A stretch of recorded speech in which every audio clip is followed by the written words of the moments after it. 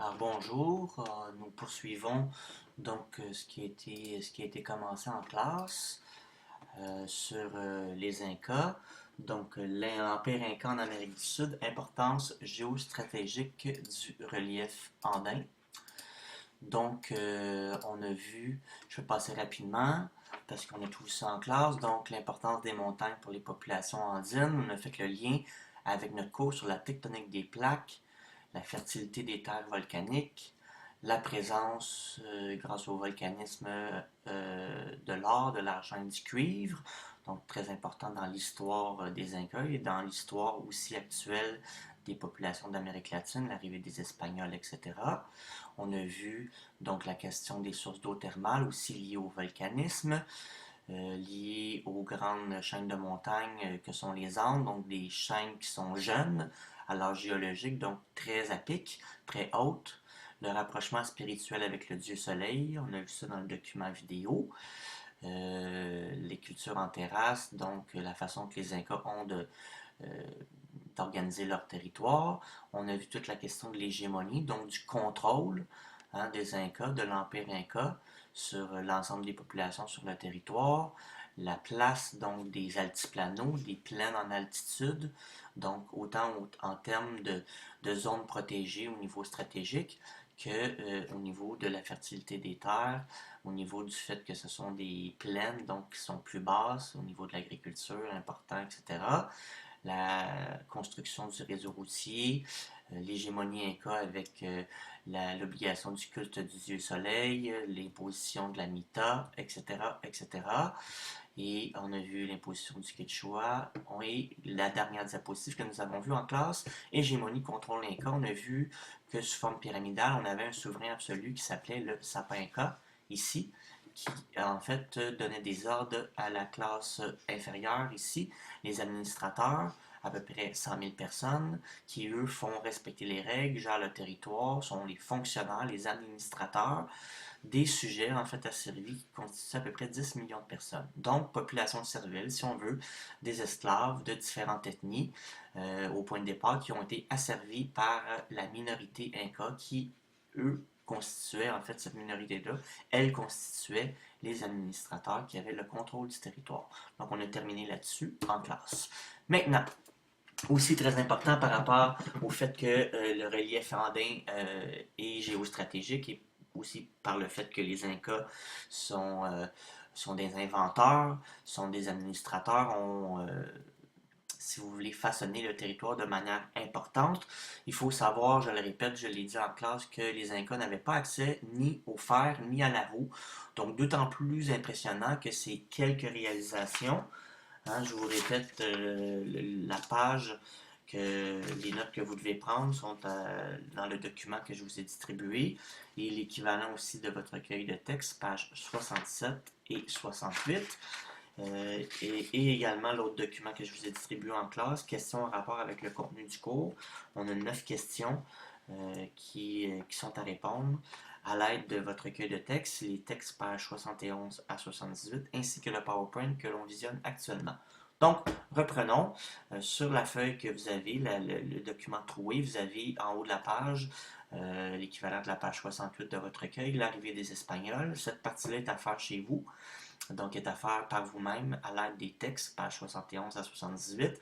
La question de la maladie de l'empereur, de l'arrivée des Espagnols pendant qu'il y avait une guerre civile entre les deux successeurs du Sapa Inca, donc la personne qui est sur le dessus de la pyramide. Les deux frères, Huascar et Atahualpa, se disputent le trône. Il y a une guerre civile, donc c'est seulement pour nuancer un peu l'importance de l'arrivée des Espagnols. Oui, ils ont fait ça a eu un gros impact, mais il y avait quand même déjà une guerre civile qui séparait la population en deux.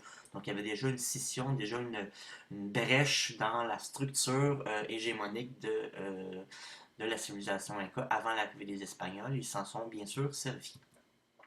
Donc, je reviens, quelques réalisations. Je disais que les Incas c'est un empire qui a duré à peine 100 ans, mais qui s'est développé de manière extrêmement rapide grâce à des inventions, des réalisations. Donc, assez impressionnant de voir que pour une civilisation qui n'a pas accès ni à la roue, ni au fer, d'être capable de faire des monuments architecturaux, comme le Machu Picchu par exemple, hein, au niveau de l'urbanisme, les nombreux bâtiments. On le voit ici, une pierre avec 12 angles. Donc on peut les calculer, il y a carrément 12 angles sur cette pierre. Donc on peut se demander comment ça a été fait. Donc c'est quelque chose d'assez incroyable pour cette civilisation-là d'avoir creusé, si vous voulez, dans la pierre alors qu'ils n'ont pas accès à du fer comme tel. Donc, au niveau de l'ingénierie, bien sûr, toute la question des aqueducs. Hein, ici, on voit sur le site principal de Cusco, près de Cusco, pardon, le Machu Picchu qu'on voit ici à gauche, au milieu, pardon, des bains, le bain de l'Inca. Donc, encore un réseau d'aqueducs semblable, si vous voulez, au génie des aqueducs romains. On a creusé ça carrément dans la pierre pour acheminer l'eau par gravité du haut de la montagne vers le sud. Bien sûr, l'urbanisme, donc le site très connu Machu Picchu, qui est carrément une ville, donc qui a été découvert par un Américain aux alentours de 1912, donc carrément enfoui dans la forêt, mais on a vu que les Incas étaient très bien organisés, on va voir ça un petit peu plus tard aussi dans les détails du Machu Picchu, d'avoir un réseau donc urbain, d'avoir une ville avec un endroit où on peut faire de l'agriculture dans le bas, un temple du soleil pour le côté plus spirituel, la hauteur des montagnes ici pour se rapprocher du dieu soleil, etc. Aussi les tunnels, hein, quand on va sur le site, ce que j'ai fait lors de mon périple avec le programme Sens. En 1993, j'ai poursuivi mon voyage après ça. Moi, j'ai fait mon stage en Équateur. J'ai poursuivi donc au Pérou par la suite. On emprunte différents tunnels qui ont été creusés carrément dans la pierre. Donc, une autre chose qui est un petit peu mystérieuse par rapport à la civilisation Inca. Donc, ils ont réussi à creuser des tunnels dans la pierre. On ne sait pas trop comment encore. Aussi, les ponts suspendus, un autre élément important. C'est moi d'ailleurs qu'on voit sur la photo ici. Donc, on utilise. Maintenant, bien sûr, les câbles sont en acier. À l'époque, on se doute bien que ça devait être des câbles, probablement des lianes, comme on en trouve dans la jungle, dans la forêt tropicale humide, pour donc surplomber, si vous voulez, les rivières qui sont infranchissables de manière euh, pédestre, si on veut, donc à pied. Donc, une autre réalisation qui est assez incroyable des Incas. Le chemin des Incas, donc, c'est un chemin qui est encore emprunté par les touristes, donc de manière plus contemporaine récemment. On a vu dans la vidéo qu'on a vu en classe que c'est un des moyens de communication qui a servi énormément à la cohérence et à l'hégémonie des Incas, c'est-à-dire de construire d'abord trouver la méthode pour amener les pierres, construire un chemin dans des montagnes qui sont extrêmement hautes, extrêmement escarpées avec des précipices, etc. Donc le chemin des Incas, on a différentes étapes lorsqu'on le fait le périple à pied. Le périple dure environ 3 jours avec des guides touristiques, des porteurs, etc. Donc on part du point de départ et on va franchir donc différentes étapes, si vous voulez, à l'intérieur du périple. Et on nous explique que, évidemment, il y a un rôle, ce qu'on appelle des tambos. Hein, ça répond à la question 8 de la page 66 de votre recueil et la feuille que vous avez entre les mains. Qu'est-ce que tambo? Les tambos sont donc des postes de guet, donc des endroits souvent, pas souvent, mais toujours mis à des endroits stratégiques pour pouvoir voir autant par les fenêtres qui ont été creusées dans la structure, de pouvoir voir le bas de la pente, de pouvoir voir le chemin. Donc une manière efficace de structurer le territoire, de structurer le chemin, d'être capable de voir les ennemis arriver, de voir également euh, où on en est dans la structure comme telle du territoire. Donc le chemin des Incas avec différentes altitudes, etc. pour arriver au site principal qui est le Machu Picchu avec le Aguascalientes qui, la traduction en français, c'est eau chaude. Donc les eaux thermales dont je vous parlais tantôt qui sont réchauffées par l'origine volcanique de la zone où on peut se détendre, les touristes, après 3 ou 4 jours de marche sur le site des Incas. Donc vous voyez le chemin des Incas ici, carrément. Donc, celui-ci emprunté un petit peu plus par les touristes. Donc, on voit que le chemin est un petit peu plus, les zigzags sont un petit peu plus larges, hein, parce que c'est extrêmement à pic. Et souvent, c'est ce chemin ici, celui qui est emprunté un petit peu plus lorsqu'on est des touristes. On a des porteurs avec nous par les porteurs. Donc, très, très à pic pour arriver au flanc de montagne où on a des structures, donc érodées, des structures que les Incas ont construites pour faire de l'agriculture.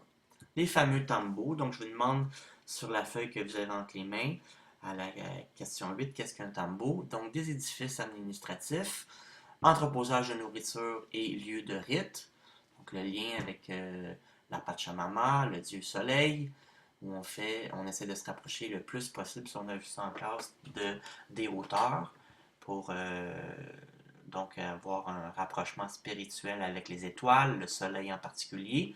Donc, très impressionnant lors du site, de la visite du site du Machu Picchu, de visiter ces différents tambos. Donc, on voit, hein, édifice administratif, l'espèce de structure, l'hégémonie dont je vous parlais tantôt, l'administration est toujours là par les Incas, entreposage donc de nourriture pour, dans le fond, réussir à survivre sur des zones qui sont une zone qui est très grande. Poste de guet, donc à des endroits stratégiques. Donc une espèce de forteresse, on le voit très bien ici. Donc évidemment, à l'époque des Incas, il n'y avait pas de chemin de fer ici. Mais les fenêtres sont toujours très bien positionnées, soit sur la rivière, soit sur le chemin des Incas. Donc pour voir à partir d'en haut vers le bas, avoir une vision qui est un petit peu plus globale. Et très important aussi, on l'a vu, les tambours ont des relais pour les messagers de l'empereur. On a vu que c'est un des éléments qui est à la base de l'hégémonie des Incas, c'est oui construire un chemin, le Camino des Incas, mais d'avoir des relais, d'avoir des messagers, hein, qui vont transmettre les messagers, les messages d'un point à l'autre. Donc des gens qui vont courir d'un point à l'autre pour transposer les messages. Une autre question que je vous demande au point 9, identifier une des propriétés de la feuille de coca. Donc, on utilise bien sûr beaucoup cette noix de coca en Amérique latine. Encore aujourd'hui, les communautés autochtones l'utilisent beaucoup. Donc, c'est ce que notre guide ici a dans son petit sac, donc des feuilles de coca que l'on mange. Donc, une utilisation qui est rituelle, hein, par rapport à la Pachamama, la terre-mère, une utilisation qui est médicinale. Donc évidemment, une utilisation qui a été, si vous voulez, travestie, si je peux m'exprimer ainsi, à l'époque moderne, hein, vous savez, on transforme la feuille de coca en pâte de coca qui plus tard devient de la cocaïne. Donc, on est dans une utilisation qui est complètement différente là, au niveau autochtone, ce qui cause d'ailleurs beaucoup de problèmes avec les fameux plans d'éradication des plants de coca que l'on a à l'échelle de l'Amérique latine. Offrande donc à la Pachamama afin de prévenir d'éventuels accidents routiers. Donc ça, c'est une autre utilisation. Chauffeur d'autobus qui s'arrête comme ça, fait des, euh, des incantations, si je peux dire, sur la route pour protéger donc les voyageurs. On sait qu'il y a beaucoup de croix de chemin le long de la route. Beaucoup de gens, malheureusement, qui périssent dans des accidents dans ces montagnes très escarpées avec des chemins qui sont pas toujours carrossables. Donc, c'est une autre des nombreuses utilisations de la plante de coca. Je termine rapidement et vous pourrez ralentir et revenir dans le document YouTube avec le petit curseur si vous voulez, avec les différentes places ça aussi, vous avez ça dans votre recueil de texte. Montre l'utilité du Machu Picchu, observatoire astronomique, hein, le lien avec les astres, rocher sacré, donc pour les incantations, interdit d'ailleurs aux touristes, quartier des artisans, entre autres pour faire les vêtements. On a vu que c'était important, les couleurs des vêtements pour séparer les territoires en différentes zones, les jaunes, disons, habillés en jaune pour le maïs, les rouges pour la patate, etc. La grande place, lorsqu'on avait à faire des cérémoniels ou à transmettre des messages à tout le monde. Groupe des prisons, voici notre accompagnateur qui nous montre que les Incas n'étaient pas violents, mais savaient faire respecter les règles. Et les terrasses agricoles, donc pour l'agriculture. Donc tout un fonctionnement carrément urbanistique par rapport à la ville du Machu Picchu. Et on pense qu'il y en a évidemment beaucoup d'autres de ce genre de villes qui n'ont pas encore été découvertes.